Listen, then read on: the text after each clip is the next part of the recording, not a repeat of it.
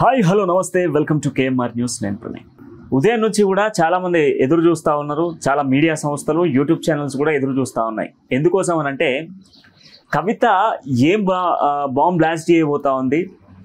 మరి ఈరోజు ఇందిరా పార్క్ వద్ద పెద్ద ఎత్తున కూడా ఒక ధర్నా కార్యక్రమాన్ని తీసుకున్నారు. ఏది కాళేశ్వరం ప్రాజెక్టుకు సంబంధించిన విషయంలో కేసీఆర్కు నోటీసులు ఇచ్చినటువంటి అంశం నేపథ్యంలో కూడా ఉదయం నుంచి కూడా మధ్యాహ్నం 1 గంట 2 వరకు కూడా ఒక మహాధర్నా కార్యక్రమాన్ని తీసుకుందాం. దీంట్లో చాలామంది జాగృతికి సంబంధించినటువంటి కార్యకర్తలు పాల్గొన్నారు, ముఖ్య నాయకులు పాల్గొన్నారు, కవితకు సంబంధించిన కొందరు అభిమానులు కూడా పాల్గొన్నారు. పెద్ద ఎత్తున ఈ యొక్క సభను విజయవంతం చేశారు.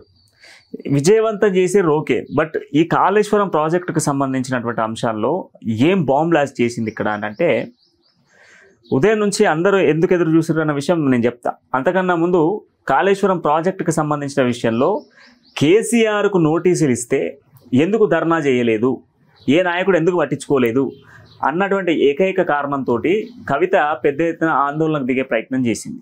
ఈరోజు జాగృతినంతా కూడా జాగృతపరిచి ఇందిరా పార్క్ దగ్గర పిలిపించి ఇందిరా పార్క్ దగ్గర పెద్ద ధర్నా చేసింది. ఉదయం నుంచి కూడా ఇప్పుడు మనం అనుకున్నటువంటి పాయింటే ఛానల్స్ అన్నీ కూడా మళ్ళీ ఏమైనా బాంబ్ బ్లాస్ట్ చేస్తుందా, కవిత ఏమైనా చెప్తుందా అనుకుంటే కవిత ఏం చెప్పలేదు. కేసీఆర్ నాయకత్వంతోనే నేను ముందుకు పోతా, కేసీఆర్తోనే నేను తోడుంటా, కేసీఆర్కి ఎప్పుడు జాగృతి అండగా ఉంటుంది, జాగృతి కేసీఆర్ పక్షాన్నే ఉంటుందని చెప్పేసి చెప్పడం తప్ప మిగతా ఏ టాపిక్ చెప్పలేదు.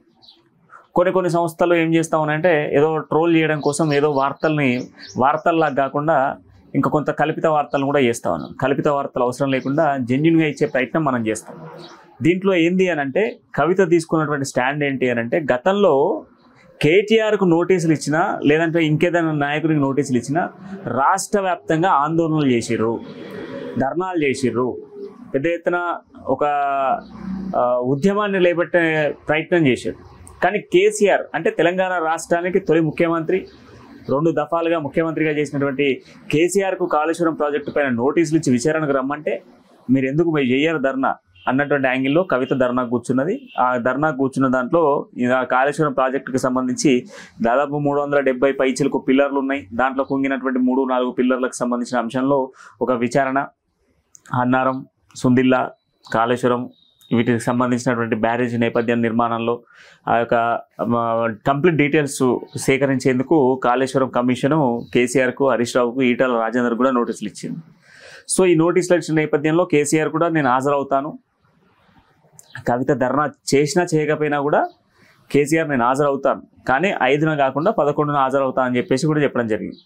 అయితే ఈ హాజరయ్యేటువంటి సిచ్యువేషన్స్లోనే కవిత ఏం చేసింది అంటే ఒక సింపతిని గెయిన్ చేసే ప్రయత్నం చేసింది. ఎందుకంటే లేఖతోని కొంత విషయాలు బయటకు వచ్చినాయి, ఆ తర్వాత చిట్చాట్లో మరికొన్ని విషయాలు బయటకు వచ్చినాయి, ఆ తర్వాత ఒక జర్నలిస్ట్ మృతి పట్ల సంతాపం తెలిసేందుకు వెళ్ళిన నేపథ్యంలో అప్పుడు కొన్ని విషయాలు బయటకు వచ్చినాయి.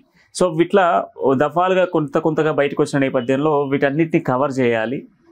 కొంత ప్రజలకి కేసీఆర్కి నోటీసులు ఇస్తే రాష్ట్రంలో ఇటువంటి పరిస్థితులు ఎదురైతాయని చెప్పేసి చెప్పడం కోసం ఈరోజు మహాధర్నా కార్యక్రమం తీసుకోవడం జరిగింది. సో దీనివల్ల అయినటువంటి బాంబ్ బ్లాస్ట్ అంత పెద్ద బాంబ్ బ్లాస్ట్ ఏం లేదు. కేవలం ఏంటంటే కేసీఆర్కు నోటీసులు ఇస్తారా, కేసీఆర్కే నోటీసులు ఇస్తారా అన్నటువంటి యాంగిల్లో జాగృతిని జాగృతపరిచి తెలంగాణ రాష్ట్రంలో జాగృతి ఇంకా బలంగా ఉన్నది, ఉద్యమాల్లో కానీ నాటి నుంచి నేటి వరకు జాగృతి అనేది బలంగా ఉన్నది అని చూపించడం కోసం ఈ యొక్క కార్యక్రమాన్ని తీసుకోవడం జరిగింది. అంతకు మించినటువంటి స్టాండు ఇంకో వేరే ఛానల్స్లలో వేరే మాధ్యమాలలో వస్తున్నటువంటి ఏ ట్రోల్స్ ఇవన్నీ నమ్మకండి. ఇక్కడ జరిగినటువంటి స్టాండ్ ఏం లేదు. కేవలం కేసీఆర్కి మేము ఉన్నాం, జాగృతిని జాగృతపరిచి తెలంగాణకు కేసీఆర్కు అండగా మేము ఉంటాము అనేది మాత్రమే కవిత చెప్పాలనుకుంది. అదే విషయం చెప్పింది. సో మరో వీడియోతో మళ్ళీ కలుద్దాం.